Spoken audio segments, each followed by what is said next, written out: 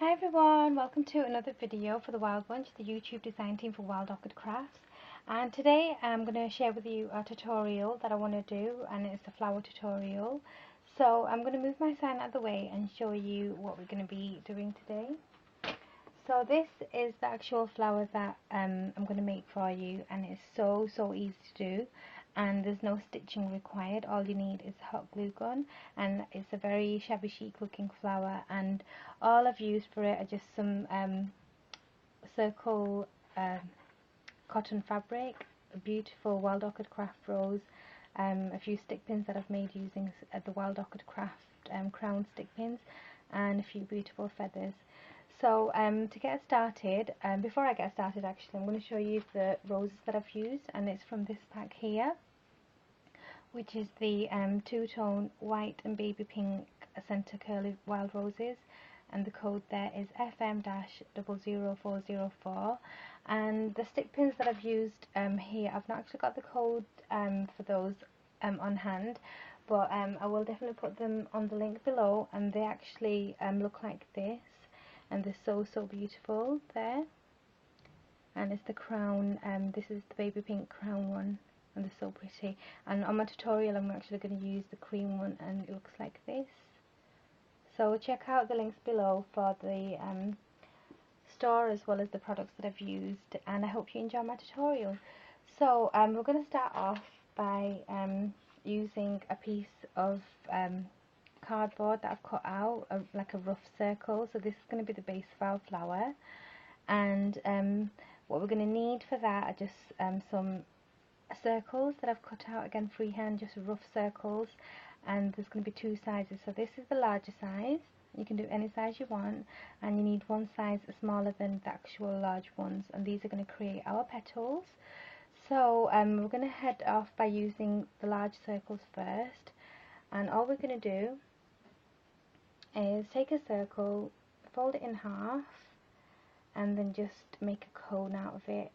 And I'm going to do quite a tight cone, and you can actually do them as wide as you like. It could be pretty wide, but mine are going to be a bit smaller because I want a few more petals in there.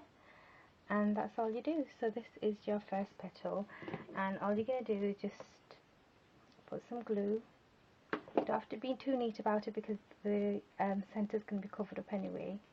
And you're going to put your petal pointing to the centre, so the centre point of that petal is going to be at the centre of this piece of card. Just going to squish it down, and there's our first one done. And then we're going to do another one. Again, the same thing, in half, and then the cone. And we're going to do this all the way around for the first layer, and just put them close together so it looks neat and tidy. And I'm going to carry on doing this. So I've already made the cone up for these, and they're actually sitting right here, just to speed up the process a bit. There. And it's so much fun making your own flowers. I've really gone back to making them. I used to make them a while ago for my card making, and I've just started to make them again because they are fun, especially when there's no stitching involved. It's so nice and easy, and you can create as many as you like and in all different colours. And I've actually cut out some pink fabric that I'm going to do next after I've done this.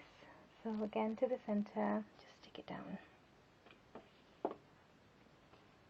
So there we go, and I think we need two more, so there's going to be one here. Stick it down. And there's lots of tutorials out there for flower making, so I do recommend checking those out as well, because you know, I get my inspiration from a lot of different people. And then one more just here.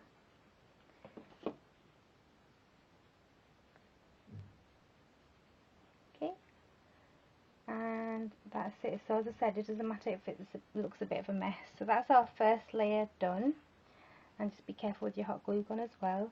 So that's our first layer done there, and then we're going to start with the second layer, which is with the smaller circles here. And all we're going to do is the same thing, just do our cone like that, and just this time, instead of putting it directly on top of another cone, we're just going to go in between where the joint of each cone is, and we're just going to put it there. Stick it down. I mean, I've cut these circles out freehand, but if you've got a nice die cut circle with a fancy edge, it'll look even nicer with those. So I'm going to carry on doing that, and I'm going to come back and show you what it looks like. So far so good. I'm just going to do the last small one here, and there's the cone for it. Again, in the centre there, just stick it down.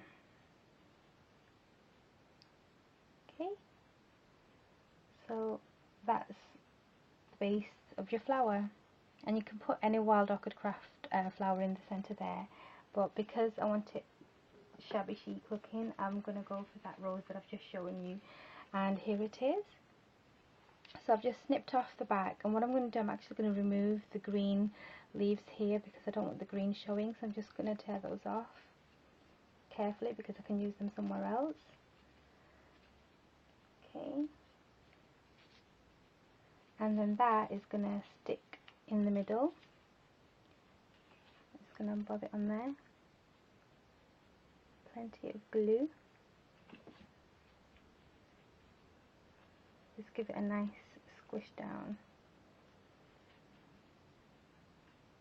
And if you're going to do a small one, there are the smaller roses in the similar kind of colourway as this. In fact, I've got one packet right here, and this is the other packet that you can get, and this is the smaller size, which is the 25mm one, and this is FM-00163. But I'm using the large one. So I mean, like that, it just looks really pretty as well. And as you can see, there's like gaps in between, and what you're going to do for those is just carefully take your glue gun, put a tiny bit of glue on the edge, and just take the other petal and just squish it together like so, and then that little gap there is going to disappear like that. So I'm just going to go around and finish my flower off there before I put my stick pins on. Just be careful, don't burn your fingers. And these are fine. I'm going to do one more here. And they don't have to look perfect, that's the whole point, I think. Okay, and I think I'm going to leave that one there as well. So that's the base of the flower, and then what I'm going to do is, whilst that glue is setting properly, I'm going to put the feathers on the back. So for this one, I've actually chose my feathers in pink and in this beautiful like ivory colour. So this feather's pretty big, so I'm just going to snip it off, just there, and turn the flower around like that. And I'm going to put the white one on first because I want that one showing on the top. So then I'm just going to put a bit of glue there, stick this on here, like that. And then the pink one's going to go on top of that one.